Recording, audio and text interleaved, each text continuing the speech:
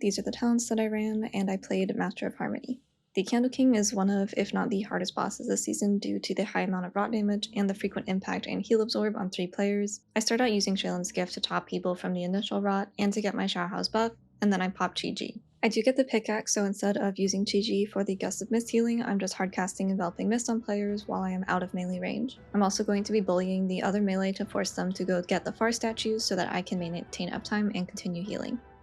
Throughout the fight, I'm constantly reapplying my Renewing Mist as well as casting quite a few Enveloping Mists. The Renewing Mist doesn't do much by itself, but it is being used for the Chi Harmony dot, so I'm aiming to apply it to players who are either low HP or have the heal absorb or will be getting the heal absorb.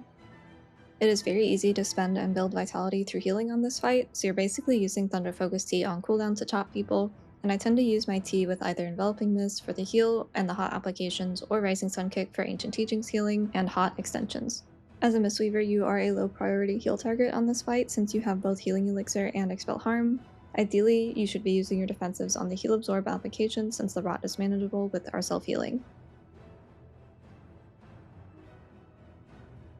The entire fight you're basically just trying to not fall behind, so this is done by cycling your healing cooldowns properly, using Shaylin's Gift when you have enough stacks and also a valuable buff for whatever cooldown you're going to use next, or if you're not using a cooldown next, making sure that you have your Enveloping Mist out on the party so that things like Jade Empowerment and your Ancient Teachings or Instant Vivifies are going to be doing more.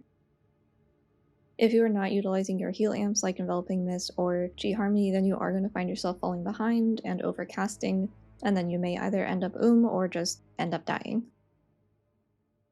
You can see that when I am applying my Enveloping Mist to the group, I'm not using Soothing Mist, I'm just hardcasting them.